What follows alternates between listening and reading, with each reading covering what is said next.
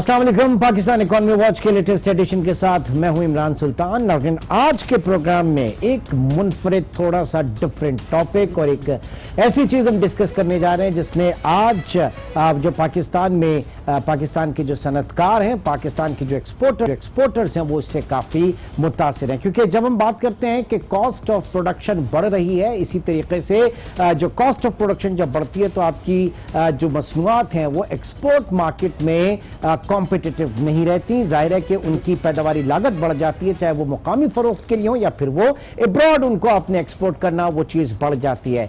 इस बीच में कुछ चीजें अच्छी की तरफ, कुछ चीजों के लिए नियत हमारी अच्छाई की है, लेकिन उनकी जो कॉन्सिक्वेंसेज है वो जो है वो काफी सख्त किस्म के हैं। और इस बीच में क्योंकि जब हम इस्लाहात की बात कर रहे हैं, अक्रॉस द बोर्ड अगर हम इस्लाहात की बात करते हैं तो उसमें जो टाइमिंग्स हैं, जो उसका मरहला वार होना है, ये भी बड़ी इंपॉर्टेंस जो है ये रखता है। बल आज के प्रोग्राम में हम बात करेंगे एक्सेल लोड कंट्रोल रिजीम का जो मामला, जो बड़े बड़े आपने देखे हैं कि ट्रक्स, ट्रॉलर्स वगैरह होते हैं, उनके वो जो लोडेड होते हैं, उनके इंटरनेशनल स्टैंडर्ड्स जो हैं वो वेट के हवाले से उनके क्या हैं, उनके हजम के हवाले से, उनके वजन के हवाले से क्या है। हुकूमत चाह रही है कि इसको in line with international best practice किया जाए, लेकिन पाकिस्तान में जाहिर है कि हमें व्हील जो है वो दोबारा इन्वेंट करने की जरूरत होती है हर चीज में। तो जो हम अच्छाई के लिए भी काम करने की कोशिश करते हैं तो उसके नताइज बड़े सख्त होते हैं और हमें हर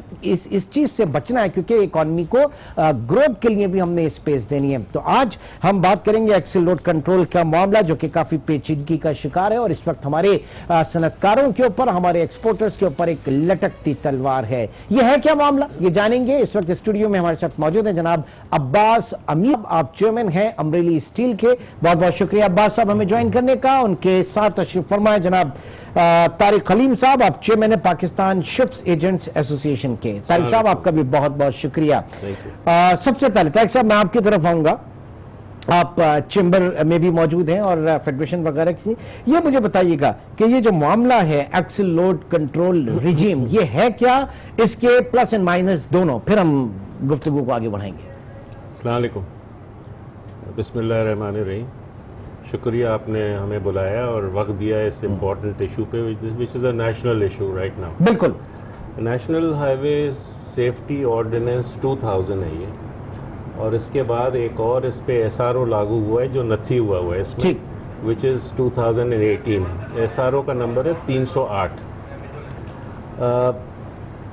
पहले भी कोशिश, ये 2000 से पेंडिंग है, एक दो दफ़ा कोशिश हुई, but I am sorry to say this, proper planning के बगैर कोशिशें होती रही हैं। सेलेक्टिव, अगर आप एक लॉ है उसमें से आप एक सेलेक्टेड आइटम नहीं उठा सकते, you have to follow the whole procedure, पूरी लॉ को इम्प्लीमेंट करना है। इनका एक शेड्यूल 6 है, part of the whole ordinance is schedule 6 which is axle load regime. उसको ये इम्प्लीमेंट करने की अभी फिर कोशिश की जा रही है। हमारा क्या कहता है ये, क्या कहता है? ये कहता है कि अब फॉर एग्जांपल 2 एक्सेल का ट्रक जो है वो 17 टन खाली उठाएगा। अच्छा, जो including the truck weight 7-8 ton है, 9 टन है। हाँ। तो मतलब वो जो ट्रक पहले 30-35 टन 30 टन कार्गो उठाता था, खुद का वेट मिला के 40 टन उठाता था, उसको अब ये कह रहे हैं कि आप कार्गो खाली 7-8 टन उठाएंगे, बाकी ट्रक का वेट है 17 टन टोटल उठाएंगे। ठीक है। So if you bring it down from the top to the bottom, it's not practical. आपको you have to take it. इसका मतलब है अपेरेंटली जो एक ट्रक का माल होता था अब वो 1.5 ट्रक में ट्रांसपोर्ट होगा, तो या 2 में। मैं एग्जांपल, इफ यू 1.5 या 2 में आपको एक लाइव एग्जांपल दे देता हूँ। पिछले महीने एक जहाज आया है, एंग्रो का था, जिसपे 45,000 टन ऑफ फर्टिलाइजर था। नॉर्मली इस साइज के जहाज आते रहते हैं और सेम डेस्टिनेशन जब कार्गो जाता है तो 1100 ट्रक यूज होती थी इन द पास्ट। अच्छा, इस दफा 2300 ट्रक यूज हुई है। More than double. More than double, it's more than double. अब ये जो मोर देन डबल हुआ, यकीनी तौर से इसकी ट्रांसपोर्टेशन कॉस्ट इसकी बढ़ गई, इसमें इस्तेमाल होने वाला ईंधन जो है, फ्यूल जो है, अगर हम इंपोर्ट कर रहे हैं तो हमारा इंपोर्ट बिल भी इससे बढ़ गया। अमरेली साहब, आप तो लोहा बनाते हैं, लोहा बेचते हैं, वजनी आइटम, वो जो कपास वाले होते हैं या रुई वाले होते हैं वो हम देखते हैं कि ओवरलोडेड होते हैं, और कहीं ना कहीं से आप तो खालिसतन लोहे का काम करते हैं सर। जी जी, क्या हाल है? बिल्कुल सही है। बिस्मिल्लाहिम जनाब, शुक्रिया आपने मुझे दावत दी यहाँ पे। प्रॉब्लम ये है कि देखिए, कोई भी रिजीम आप कोई भी लॉ लागू करने जाते हैं, उसकी एक स्कीम होती है।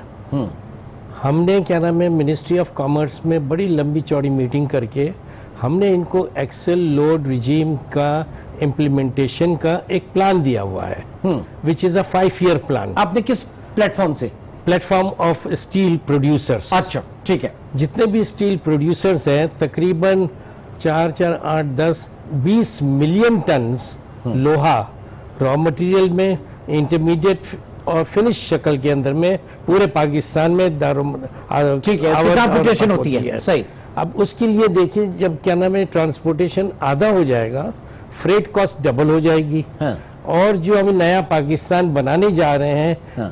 महंगा हो जाएगा, महंगा हो जाएगा, लोहा भी महंगा हो जाएगा, बिल्डिंग भी महंगी हो जाएगी, और जितने नए क्या नाम है तामीरात के जितने काम हैं वो सब महंगे हो जाएंगे। इसके अंदर में ट्रांसपोर्टेशन जो है 6,000 रुपए पर टन जो है ज़्यादा बढ़ जाएगा। तो इसका डेफिनेटली इम्पैक्ट आएगा फिनिश मटेरियल पे। लोग क्या नाम है जो है, जो इकोनॉमी बैठती चली जा रही है और मजीद बैठ जाएगी, मजीद बैठ जाएगी। हम मिनिस्ट्री से ये कह रहे हैं कि भाई, हम जानते हैं आप लोग सोए हुए थे 2000 से लेकर 2019 तक, अब आप लोग जागे हैं। रियल स्टेक होल्डर्स हम लोग हैं, शिपिंग वाले हैं, फर्टिलाइजर वाले हैं, फर्टिलाइजर वाले हैं, सीमेंट वाले हैं, रियल रियल स्टेक होल्डर्स ये हैं। उनको बुलाइए, आप उनको बिठाइए और एक स्कीम बनाइए जो कि मिनिस्ट्री ऑफ कॉमर्स में हमने बना के दी हुई है, और बना के देकर हमने उनको एक्सप्लेन की है। It is a big document, और हमने ईयर टू ईयर हमने कहा कि अच्छा इस तरीके से इम्प्लीमेंट होगा।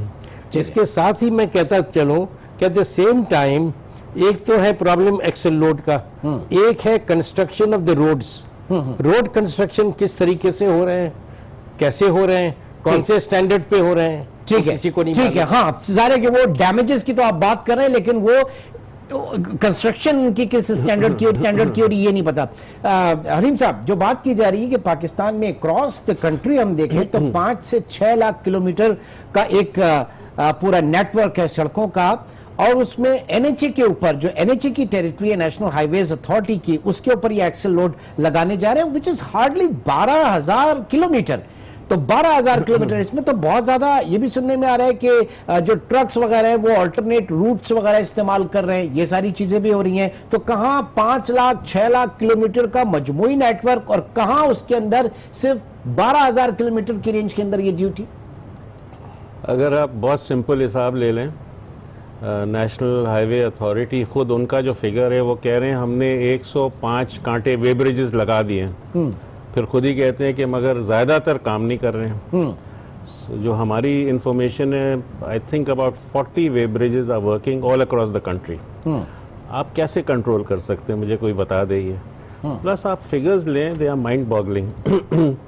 आप 45 million tons of cement moves every year, local export. Abbas भाई ने स्टील के फिगर दे दिए।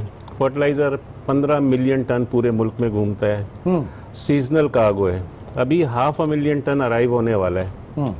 उसको किस तरह आप ट्रांसपोर्ट करेंगे? अगर फार्मर के पास लेट पहुंचेगा, 1 सेकंड के लिए कॉस्ट छोड़ दें, ठीक है, अगर फार्मर के पास लेट पहुंचेगा तो आपका क्रॉप फेलियर का डर है।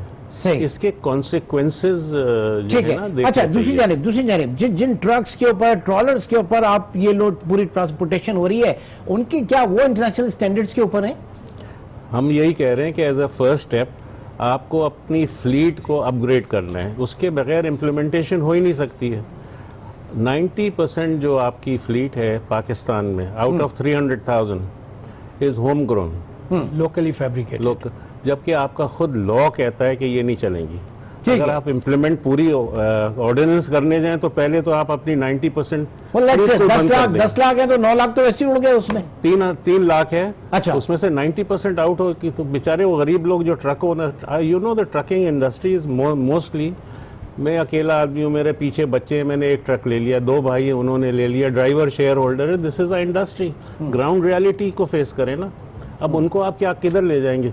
ठीक है। हमारे पास फिगर्स हैं, ठीक है, 50 लाख से 1 करोड़ फैमिलीज होमलेस हो जाएगी अगर आप इनको ट्रकिंग को। ठीक है। बट अगेन वो जो हम देख रहे हैं कि जिस तरीके से महंगाई का जो तूफान आएगा वो पब्लिक एट लार्ज के लिए होगा, किसी भी चीज के लिए, चाहे वो कंस्ट्रक्शन से लेकर आपके किचन आइटम तक कहीं पे भी चले जाएं। नाज़रीन, इस वक्त हमारे दोनों गेस्ट तारिक हलीम साहब और अब्बा अली साहब प्रोग्राम में मौजूद हैं। एक छोटे से ब्रेक के बाद दोबारा मिलते हैं। Welcome back. नाज़रीन, नया पाकिस्तान थोड़ा नहीं बल्कि बहुत ज्यादा महंगा हो गया। स्टेक होल्डर्स इस वक्त हमारे साथ मौजूद हैं। अब्बास अकबर अली साहब, इस वक्त हुकूमत बात करती है ईज ऑफ डूइंग बिजनेस के हवाले से। प्राइम मिनिस्टर का विजन जो है वो ईज ऑफ डूइंग बिजनेस पे है, और जो एक्सेल लोड के हवाले से जो आप बात करें तो मुझे याद आ रहा है कहीं ना कहीं वो जो जब हम इंडिया की बात करते हैं, इंडिया से एक्सपोर्ट्स की बात करते हैं, तो वो जो नॉन टैरिफ बैरियर्स वगैरह जो वहां पर होते हैं, कहीं कोई ना कोई शायबा मिलता है इस तरह की चीजों का कि क्या हो रहा है यहाँ पर? तो जी ये वेस्टेड इंटरेस्ट हाँ। जो कि मईशत जो बिल्कुल बैठ गई है और भी मजीद बैठ जाएगी अगर ये एक्सेल लोड को क्या नाम है फुल्ली इम्प्लीमेंट किया गया। जैसे तारिक साहब ने कहा कि जी हमारे पास वे ब्रिजेज ही नहीं है। वे ब्रिजेज हैं तो गलत जगह पे है। अगर एक तरफ के रोड पे वे ब्रिज है तो दूसरी तरफ के रोड के ऊपर वो वे ब्रिज नहीं है चेक करने के लिए। So this is a non-level playing field for the transporters and for the stakeholders. The problem is अपने नए पाकिस्तान के अंदर में ease of doing business should be very very comfortably be reduced and increased, और हमें ये चाहिए कि ease of doing business बहुत अच्छा करना चाहिए। मईशत बहुत अच्छी है, पाकिस्तान की मईशत बहुत उरूज पे जाने वाली है, मगर ये सब फैक्टर्स को लेकर हमें साथ में बैठकर एक हमने जो प्लान दिया हुआ है उसके ऊपर चले तो इंशाल्लाह हम वहां तक पहुंच जाएंगे। आज कोई भी international trade through rail road, through the traffic, through the trucking नहीं हो रही। सर उसी के ऊपर आ रहा हूं, उसी के नहीं रही है कि ये ब्लेसिंग इन डिस्गाइज हो सकता है कि जनाब आप अपने फ्रेट सर्विस को, रेलवे की जो है उसको आप फरोग दें। पाकिस्तान में तो ये रॉन्ग एट वेरी बिगनिंग है। आप मतलब इतनी मैसिव ट्रांसपोर्टेशन जो है वो आप सड़क के जरिए कर रहे हैं। ये तो दुनिया भर जो है वो फ्रेट यूज करती है। सर तो शेख रशीद को तो इसको बड़ा मेरे ख्याल से कैपिटलाइज करना चाहिए। Double the number of trailers आएंगे। हाँ। तो अभी इतना क्लॉगिंग हुआ है सब रोड्स पे, तो फिर बाद में क्या होगा? तो ये भी मेरे ख्याल से ये भी वेस्टेड इंटरेस्ट की तरफ से था, रेल को तबाह करना और फिर जनाब व्हीकल्स को चलाना। जी हाँ जी, क्वाइट पॉसिबल। तो आप नहीं, मैं जानना चाह रहा था कि एक शेख रशीद साहब की वजारत जो है वो काफी गवर्नमेंट के आगे नहीं गवर्नमेंट नहीं है, उनको सही क्या नाम है जो है रास्ते पे लाना है। रेलवेज को मॉडर्नाइज करना है, जो कि ML1 जो प्रोजेक्ट है 8.2 बिलियन का, उसको क्या नाम है कंप्लीट करना है अगले चंद सालों में। बट मीनवाइल रेलवे सबसे ज्यादा जो कमाई है उनकी वो फ्रेट सर्विसेज से है। एग्जैक्टली, बिल्कुल। और बहुत साल पहले because there was a healthy competition between railways and between transporters, so there was everything was okay. But today the industry is a hostage to the transporters. मैं तो माफिया कहूंगा, विद ड्यू रिस्पेक्ट मैं mafia कहूंगा, क्योंकि इसलिए कि जब कभी भी इनका कोई मुतालबा होता है वो इनका अपना होता है, वो पूरे पाकिस्तान को चोक कर देते हैं, फ्यूल सप्लाई रोक देते हैं और सारी चीजें रोक सकते हैं। ये हम आंखें क्यों नहीं खोलते इस वक्त इन चीजों पे? हलीम साहब एक्चुअली मैं साइड नहीं ले रहा हूँ ट्रांसपोर्टर की या अगेंस्ट हूँ, बिकॉज मैं तो सिंपल नेशनल इंटरेस्ट की बात कर रहा हूँ। सर मैं नेशनल इंटरेस्ट की बात कर रहा हूँ। मैं इनको जानता हूँ, I have grown up in this business, this is my field. इसमें इतने अच्छे लोग हैं, आप हैरान होंगे। ये चंद ब्लैक शीप है जो इनको भी दबा के रखते हैं, उनको मिसगाइड किया जाता है। आप लोग लेके अगर बैठे हैं, उनका एक बैंकिंग सिस्टम चाहिए। आज अफगानी इन्वेस्टमेंट आया हुआ है ट्रकिंग में, you think they listen to you? No way. आप अपने लोगों को आगे लाएं। ये सब ये कंस्ट्रक्शन में देखें सर, कंस्ट्रक्शन में कितना है उनका? नहीं, इस कोई मुश्किल काम नहीं है। एक येलो कैप स्कीम थी, वो पहले जो भी थी, आपको बैंकिंग सिस्टम देना पड़ेगा इस इंडस्ट्री को, आपको इंडस्ट्रियल स्टेटस इंडस्ट्री का स्टेटस देना होगा। It is a industry, we must realise that it is part of the plan. ठीक है, but unfortunately we are heading, हम अपना इंडस्ट्रियल जो है वो छोड़ के हम ट्रेडिंग स्टेट पाकिस्तान बन गए। कल रात को आके बैठे हुए थे, जिसका 2 ट्रक है, किसी का एक, किसी का भाई पार्टनर है, वो पता नहीं 20-25 लोग बैठे हुए थे। अब वो बेचारे रो रहे थे लिटरली कि हमारे तो चूल्हे बंद हो रहे हैं। वो इन चक्करों में नहीं है, they are not in the big games.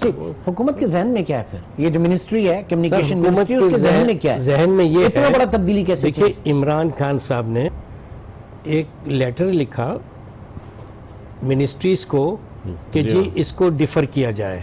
अच्छा। और इसको सही तरीके से विथ नेगोशिएशंस एक प्लान बनाया जाए। और ये भी क्या नाम है जो है डाउन द मिनिस्ट्रीज ये इंस्ट्रक्शंस आ चुके हैं कि भाई कि जो भी कानून के अंदर में तरमीम करनी है, जो कुछ भी करना है, there should be a properly planned way. अब उसको भी क्या नाम है जो है हमारे जो मोहतरम में एस.एम. मुनीर साहब जो हमारे लीडर हैं बिजनेस के, उन्होंने दोबारा कल इमरान खान साहब को खत लिखा है कि जनाब इसके ऊपर नजरदानी किया जाए और इसको क्या नाम है दोबारा देखा जाए और स्ट्रिक्ट इंस्ट्रक्शंस दिए जाए। ठीक है कि भाई कानून के एस.एम. मुनीर जो है वो वजीर आजम को खत लिख रहे हैं। वजीर आजम जो है वो 27 मिनिस्ट्रीज को रेड वाटर जारी कर रहे हैं कि जनाब काम नहीं हो रहा, आप लोग काम नहीं कर रहे। ऐसे तो नहीं चलेगा। पीएम साहब ने एस.एम. मुनीर साहब को डायरेक्ट जवाब दिया था कि ये हो जाएगा, because the whole industry assure कराया उनको। हाँ, राइटिंग में। और अभी भी रुका हुआ है सर। आप लोग नहीं सर, 2 महीने में दोनों पोर्ट चौक हो जाएगी।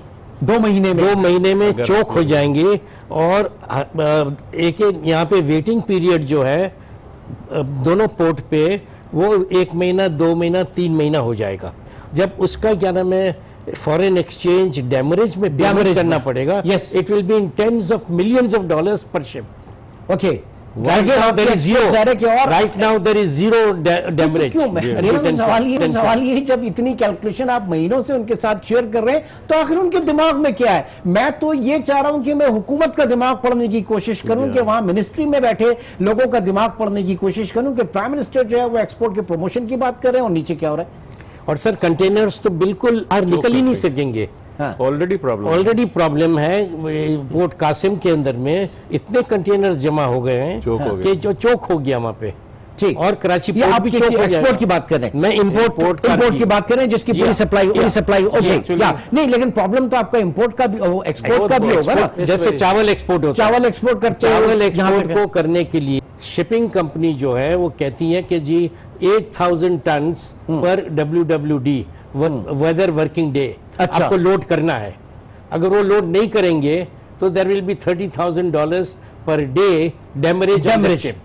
अब वो एक अगर ट्रांसपोर्टर ओनली 50% लाएगा तो double the number of vehicles are required to fill that vessel. ठीक है, और इतना कैपेसिटी है जब हम double the numbers of transporters की बात करें, व्हीकल्स की बात करें तो क्या है? वही तो प्रॉब्लम है कि जब सीजन चल रहे होते हैं ना कार्गोस के, तो पोर्ट पे शॉर्टेज हो जाती है, मैसिव शॉर्टेज, कंजेशन शुरू हो जाता है। खैर वो मैनेज होता रहे। बहरहाल जरूरी है कि मुराद सईद साहब जो कि कम्युनिकेशन मिनिस्टर हैं मवासलात के, और उनके उसमें आता है। जी हाँ, एक सजेशन देना चाहूँगा यहाँ पे, I will take this opportunity कि मिनिस्ट्री ऑफ कम्युनिकेशंस जो है वो बेसिकली पहले मैरीटाइम और ये पोर्ट्स एंड शिपिंग एक प्रोग्राम में वक्त की कमी जो है इस वक्त बिल्कुल आ रही है। आज इमीडिएटली गवर्नमेंट को ministry of transport and logistics एक अलग बनाना चाहिए जो इश्यूज को एड्रेस करे। इमीडिएटली फर्स्ट स्टेप ये होना चाहिए। बहुत बहुत शुक्रिया जनाब अब्बास अकबरेली साहब और तारिक हलीम साहब, आप दोनों हजरात का बहुत शुक्रिया। नाज़रीन, हालात नहीं चाहेंगे, बिल्कुल दुआ है कि हालात बेहतर हों, लेकिन जो इस वक्त एक नक्शा बताया गया है कि सिर्फ एक्सेल लोड मैनेजमेंट की वजह से जो आगे सूरत हाल हो सकती है, जितनी ब्लीक पिक्चर हो सकती है, अल्लाह ना करे कि ऐसा हो, और मुतल्लिका वजारत और हमारी जो ब्यूरोक्रेसी है इस चीज़ को देखें। बहुत बहुत शुक्रिया। इंशाल्लाह आपसे मंडे मुलाकात होगी। Till then take care. अल्लाह हाफ़िज़।